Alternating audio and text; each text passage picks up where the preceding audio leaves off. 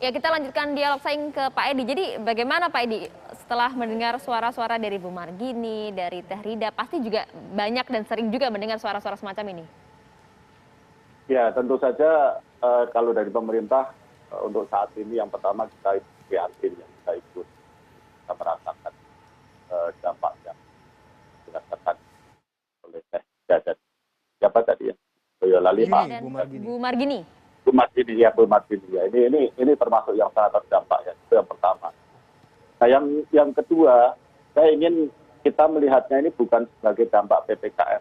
Kalau kami sih melihatnya ini dampak COVID ya. Karena PPKM itu kan paksa diberlakukan. PPKM sebelumnya PPKM darurat dan sekarang level 3 atau 4 itu kan diberlakukan terpaksa diberlakukan karena adanya peningkatan atau lonjakan kasus COVID.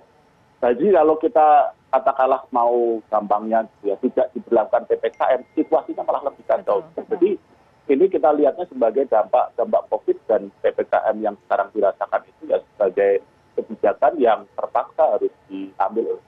Yang ketiga, ini kan kalau pemerintah kan melihatnya kalau orang bilang helikopter view ya, kita lihat dari atas gitu ya. Nah kalau kita lihat dari atas memang COVID ini kan ada sektor-sektor yang sangat terdampak, mungkin termasuk di dalamnya adalah tadi ya kegiatan ekonomi yang biasanya mengandalkan pertemuan fisik. Ya. Perias pengantin termasuk dalamnya kan perias pengantin memang harus cepat sekali kan. Iya. Ya, kemudian transportasi itu sangat terdampak. Tapi juga ada sektor-sektor yang mendapatkan manfaat besar, ya dengan online, kemudian juga yang terkait dengan informasi, juga pertanian juga masih bagus gitu ya. Nah, kemudian ada yang dampaknya tidak terlalu besar gitu ya. Nah, kita melihatnya seperti itu. Nah, kemudian yang berikutnya adalah memang pemerintah sudah berusaha ya untuk mencoba meminimalkan dampak-dampak ini ya dengan melalui program dan bantuan sosial,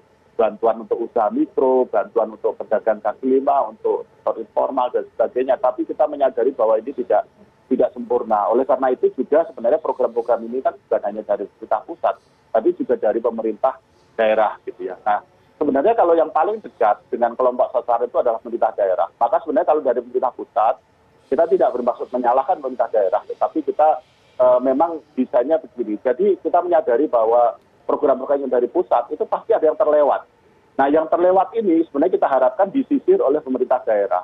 Makanya ada program dukungan untuk UMKM yang dari daerah ini yang Presiden berkali-kali agak kesal karena realisasinya itu rendah sekali gitu ya. Juga program-program yang disebut sebagai BLT desa. Ini sebenarnya adalah bantuan langsung yang berasal dari dana desa. Dananya ada di desa.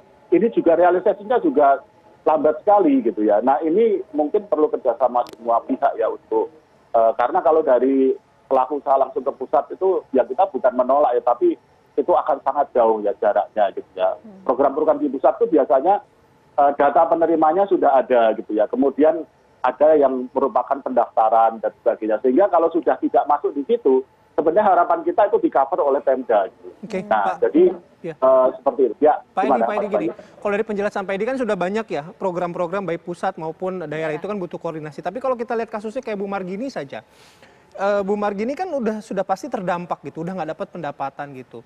Boro-boro berpikir ini program dari pemerintah pusat, ini program dari pemerintah daerah dan lain sebagainya. Nah, apa yang bisa dilakukan oleh Bu Margini dalam kondisi seperti ini gitu loh Pak? Ya, apa momen yang bisa dimanfaatkannya? Ya, jadi bukan hanya Bu Margini saya kira ya. Nah, yang pertama ini tadi yang dilakukan oleh Teh Ida itu bagus sekali, yaitu beradaptasi dengan cara baru. Karena ini bukan kita mau pesimistis ya, tapi memang kenyataannya COVID ini memaksa kita semua untuk beradaptasi. Ini kan yang dulu disebut new normal atau disebut sebagai adaptasi kebiasaan baru. Situasi tidak akan sama lagi seperti ketika sebelum pandemi. Nah, oleh karena itu tadi yang dilakukan oleh Teh Ida itu bagus sekali. Yang sebelumnya tidak terbiasa online, kemudian memberikan artinya layanan secara online. Saya tidak bilang semuanya bisa seperti itu ya, misalkan Bu Margini itu ya. Mungkin Ibu bisa mencoba ya dari rias pengantin menjadi kursus merias diri, misalkan begitu. Karena ini memang kalaupun nanti PPKM-nya itu diturunkan levelnya atau dicabut, orang juga tidak akan sama seperti dulu. Nah, ini yang mungkin gitu. Tapi saya nggak ingin terlalu detail karena saya juga bukan ahli dalam bidang bisnis ya. Sedangkan Tapi salah begini, satu kuncinya itu adaptasi ya. ya, sedangkan Bu Margini tadi sudah menyampaikan, bahkan saya sudah mencoba berbagai usaha lain lah, bekerja di warung, jualan online, tapi ya karena memang daya beli masyarakatnya begitu kan. Saya ingin ke Bu Margini. Betul. Bu Margini, selama ini pernah tidak atau sempat tidak menanyakan kepada pemerintah setempat gitu ya, dalam hal ini RT, RW, kelurahan, terkait dengan Ibu terdaftar tidak sebagai penerima bansos gitu?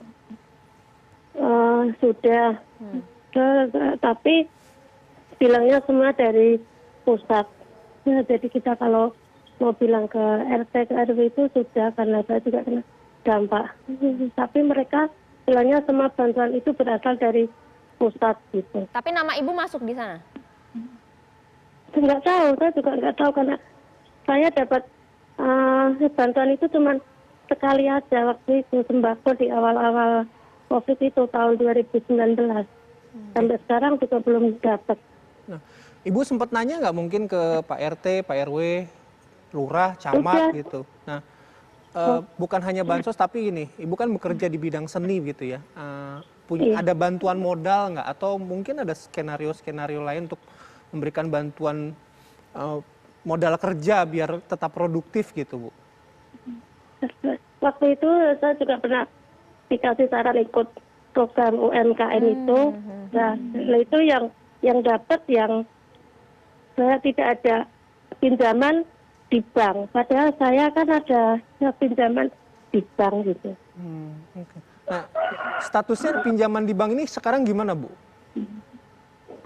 Ya sampai sekarang saya kan itu angsuran harus berjalan terus. Saya juga sudah jualan yang saya punya, sebagian juga sudah laku buat bayar angsuran. Tapi kan lama kelamaan kan juga belum laku juga. So, saya juga bekerja yang bukan bidang saya itu kan membuat saya hancur, saya bingung, sulit bekerja yang bukan bidang saya itu saya sulit gitu loh. Dari pihak Ibu sudah mengajukan restrukturisasi ke pihak bank, Bu? Sudah, saya juga sudah pengajuan. Tapi pengajuan itu cuman berlaku sampai bulan apa gitu loh. Dan sekarang semua angsuran kan sudah harus lancar, sudah harus dibayar tiap bulannya juga. Oke, kita nanti cobalah ya cari bagaimana cara solusi, apakah memang ada bantuan-bantuan lainnya yang bisa kemudian didapatkan oleh Bu Margini, Teh Rida, dan para pelaku usaha informal lainnya, tapi usai jeda saat lagi.